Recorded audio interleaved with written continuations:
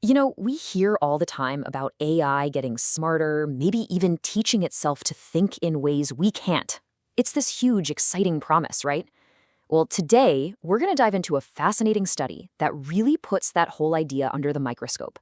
And the results, well, they're pretty surprising. So, the popular idea, the myth, you could say, goes something like this. You take an AI, give it a task like solving math problems, and every time it gets one right, you give it a little reward. This is called reinforcement learning.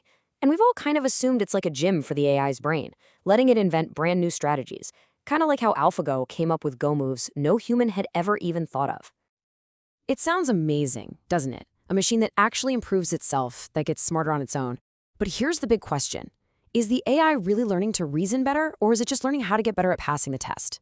That's what we're going to get into. And luckily for us, we don't have to guess. A group of researchers at Tsinghua University asked this exact question. They decided to take a really hard look at this whole idea and designed a super clever experiment to see what's actually happening under the hood. Okay, so the specific technique they looked at is called reinforcement learning with verifiable rewards, or RLVR for short. And the concept is really, really simple. You give the AI a problem, maybe some math or coding challenge. If it gets the final answer right, boom, it gets a +1 reward, a little digital pat on the back. If it's wrong, it gets nothing. The hope is that after doing this millions of times, the AI starts to figure out what successful thinking looks like. So, how do you actually test if this training is making an AI's mind bigger? You can't just give it a regular exam. You need a special kind of test, one that can measure the absolute outer limits of what the AI is capable of. And this is where things get really clever. They used a metric called pass at K. So instead of just caring about the first answer, pass at K asks a different question. If we give the model K tries, let's say 100 chances, can it solve the problem even once? See, this isn't about being fast or efficient. It's about finding the absolute boundary of the AI's knowledge. Think of it like this, with a student taking a really hard math test. Pass at 1 is basically asking, did you ace the question on your first try? That measures how good you are on a typical day. But pass at K, that's like saying, look, I don't care if you use 100 pages of scratch paper. If I give you all day and 100 attempts, can you ever find the solution? That measures everything you could possibly know. All right, so the stage is set. The researchers took the original AI models, the base versions, and put them head-to-head against the same models that had gone through all that reinforcement learning training.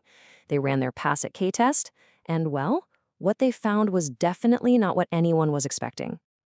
Now, at first, everything looked totally normal. When you just look at that first attempt accuracy, that pass at 1 score, the RL-trained model absolutely crushed the original. I mean, it scored more than twice as high. So you'd think, okay, great, the training worked, case closed, right? Well, not so fast. Because that's when the researchers asked the really important question. Okay, but what happens if we let them keep trying? What happens if we crank up that K value and give them more and more shots at the problem?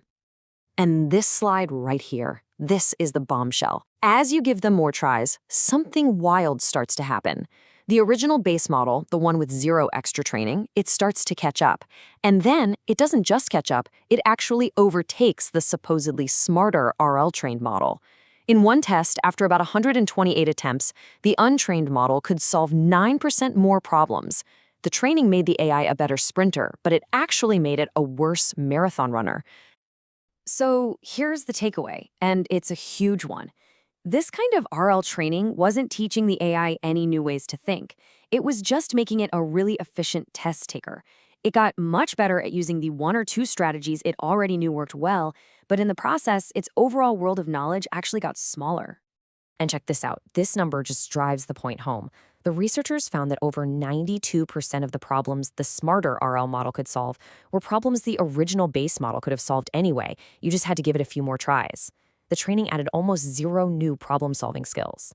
Okay, so this is super counterintuitive, right?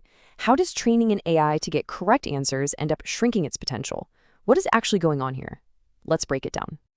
The best way to think about it is like 2 different kinds of thinkers. The original base model, it's like a creative explorer. It knows a ton of different ways to tackle a problem. Some are weird, some are slow, but it has a really wide, diverse toolkit. The RL-trained model, on the other hand, is a specialist.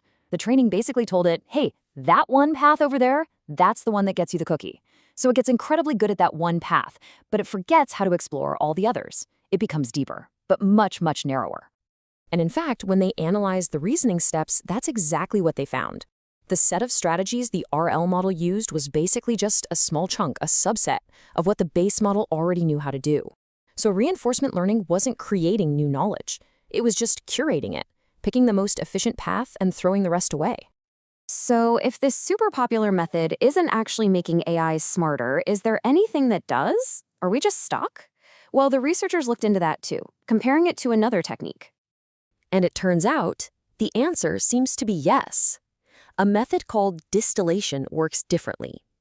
Instead of the AI trying to teach itself through trial and error, you have a much bigger, more powerful teacher AI show a student AI exactly how it solves problems. And the result? The student model genuinely learns new ways of thinking. Its score is higher than the base models across the board, no matter how many tries you give it. It actually gets smarter in a fundamental way.